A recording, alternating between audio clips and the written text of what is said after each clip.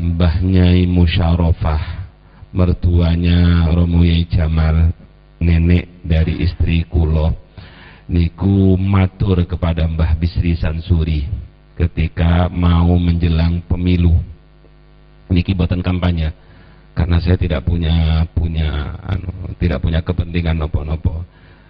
Mbah Yai Fatah niku bilang begini pada istrinya Mbah Nyai Musyarofah, besok pemilu aku gak milih, bahasa sekarangnya golput. Terus Mbah Nyai Musyarofah matur kepada Mbah Bisri Sansuri. Mbah Bisri Sansuri itu ayahnya Mbah Nyai Musyarofah. Lah Mbah Bisri Sansuri ini punya anak satu Mbah Nyai Musyarofah, kakaknya itu ibunya Gus Dur. Ibunya Gus Dur itu putrinya Mbah Yai Sansuri. Begitu Mbah Yai Musyarofah matur kepada Mbah Bisri, pripun niki Mbah, ono pondok Bapak katanya ndak milih pada pemilu. Jawabannya Mbah Bisri itu, la ta'ata li makhlukin fi maksiatil khaliq. Ndak usah taat pada makhluk sekalipun itu suamimu. Kalau diperjelaskan ngatan bapak-bapak, tapi nggak dimaknai oleh Mbah Yai, hanya la ta'ata li makhlukin fi maksiatil khaliq. Ini bahasa kulo, bahasa jenengan. Urusan pemilu itu bukan urusan suami istri, adalah urusan hak masing-masing. Artinya Mbah Bisri menginginkan anaknya tetap nyoblos dan milih sesuai dengan keyakinannya. Ternyata apa yang diucapkan Mbah Fatah itu isyarah. Bukan beliau nggak milih karena golput, tapi menjelang pemilihan beliau wafat. Jadi beliau sudah tahu seakan-akan kalau beliau itu wafat sebelum pemilu. Maka bilangnya, aku nggak milih. Istrinya saja yang nggak paham, nggak milih itu langsung dianggap nggak keluar ke bilik suara. Padahal nggak milih itu karena beliau masuk ke bilik yang tadi. Lah Mbah Fatah itu, saya sekarang sedang ditugaskan nulis cerita-cerita beliau. Banyak sekali ternyata kekaromahannya. Salah satu kesaksiannya itu adalah ada seorang muridnya, abdi dalamnya. Itu ketika dibangunkan subuh itu, beliau kan pasti bangun jam 3 sudah bangun, sholat sendiri setengah jam, lalu sisanya untuk membangunkan santri. Lah Khalil niki dibangunkan, Ailil bangun, sholat. Lah Khalil itu ingin ngetes kiainya. Jadi santri-santri dahulu itu kayaknya ngoten nih, saya pengen ngetes Gus waktu itu. Saya sholat makmum di belakangnya Abah manggilnya, makmum di belakangnya Abah tanpa wudhu.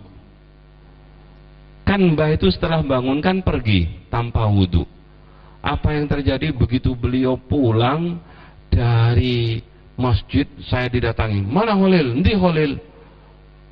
Dalam Mbah kulo langsung ditendang pantat saya, ngawur sholat gak wudhu.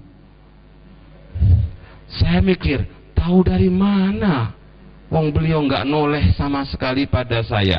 Itu juga ada kiai di Jemur Ngawinan, namanya Ya Abdul Khalik, di Jemur Ngawinan Al-Jawahir itu. Beliau muridnya Mbah Fatah. Saya itu kalau ngaji di belakang tembok di dekatnya Mbah.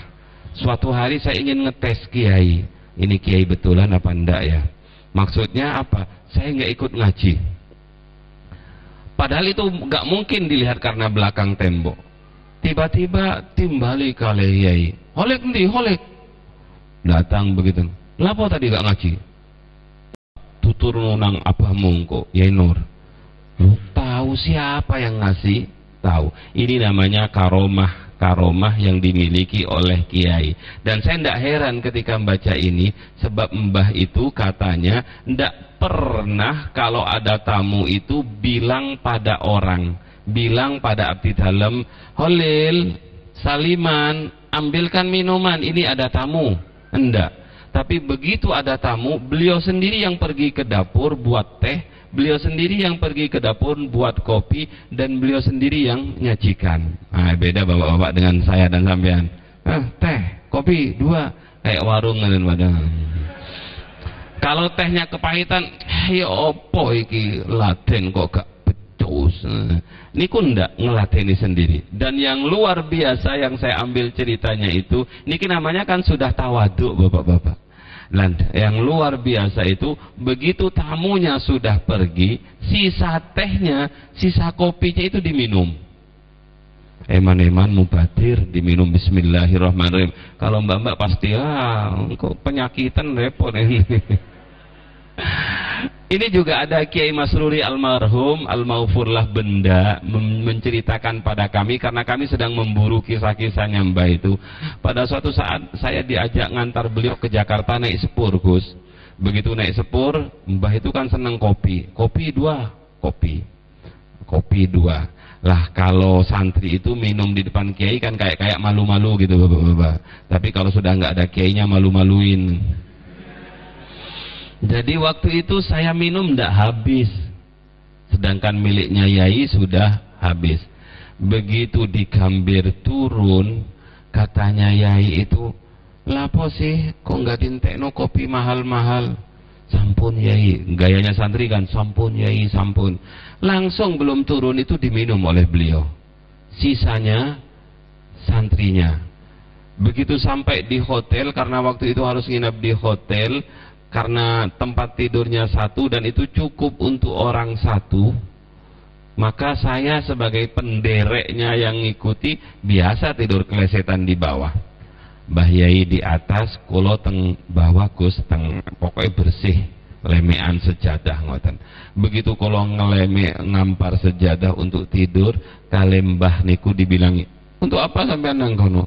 Anu Yai teng inggil, kulo teng riki mau. Gak, ayo sini.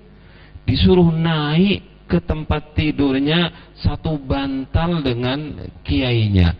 Wah, ini ndak bisa saya ini. Malah gak bisa tidur santrinya begini. Khawatir ngumpoli kiainya, bahaya ini. Subhanallah, orang itu kalau sudah makomnya makom muhibbin, makom hub, makom mahabbah, maka siapapun yang ada di depannya pasti dicintai, karena yang ada di depannya itu adalah pancaran Allah. Ada orang tampan dicintai ya mbak-mbak, ada orang setengah tampan juga dicintai, ada orang yang nggak pantas dipandang juga dicintai, karena yang kelihatan bukan wajahnya, tapi itu adalah pancaran dari Allah Subhanahu wa ta'ala. Ya Allah, nggak ada apa-apanya kita ya bapak-bapak.